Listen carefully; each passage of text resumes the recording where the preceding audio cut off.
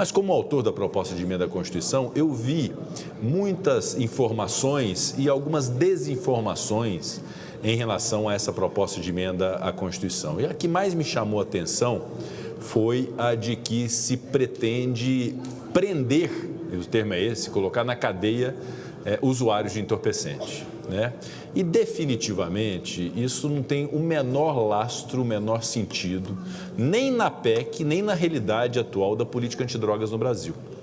A rigor, se nós formos analisar o que essa PEC representa, no final das contas, ela representa a ratificação na Constituição da política antidrogas do Brasil atual, desde 2006, quando houve, inclusive, um abrandamento, justo, inclusive, de prever penas não corporais ou penas não privativas de liberdade a quem porta substância entorpecente sem autorização legal. Então, o que a proposta de emenda à Constituição vem fazer, e não há nenhum absurdo nisso, porque o próprio artigo 5º, em 2 incisos, refere-se a tráfico de drogas, refere-se a substâncias ilícitas entorpecentes, e o que essa PEC vem dizer é que a lei, após a edição da emenda constitucional, a lei deverá considerar crime o porte e posse de substância ilícita entorpecente.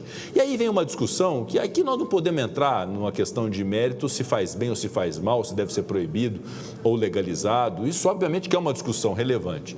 Mas o fato é que a administração pública brasileira, e isso é administrativo através da Anvisa, define o que são as substâncias entorpecentes ilícitas.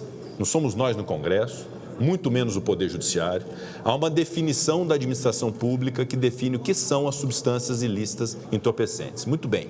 A lei federal, quando se refere à política antidrogas, não fala de maconha, de cocaína, de cloreto de etilo ou de qualquer outra coisa. Fala de substâncias ilícitas entorpecentes, é uma norma penal em branco, que Vossa Excelência bem conhece, remetendo ao que a administração pública define como substância ilícita entorpecente. Então, se nós colocarmos essa caneta na Anvisa como substância ilícita entorpecente, portá-la, segundo a lei, será considerado crime no Brasil, e assim é, e é assim que funciona. Muito bem.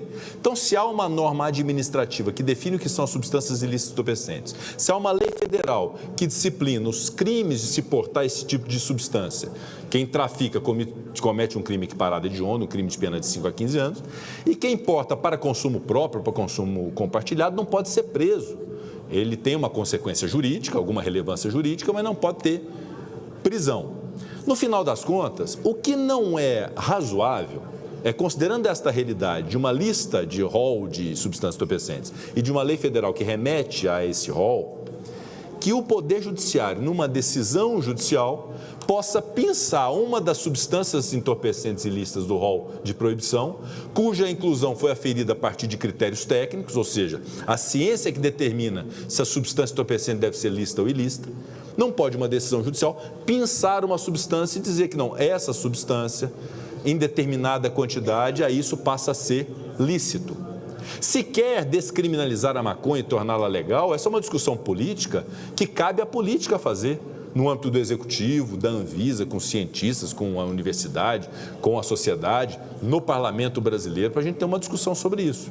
Sob pena de uma decisão judicial e a precariedade dela gerar tanta perplexidade, que amanhã se pode pensar numa decisão que considere o lança-perfume, que é proibido no rol da Anvisa, ele é socialmente aceito, porque no tempo dos nossos pais tinha nos bailes de carnaval, isso é socialmente aceito, então, especificamente em relação ao lança-perfume, não se pode proibir a partir de uma decisão de um juiz de primeira instância, por exemplo.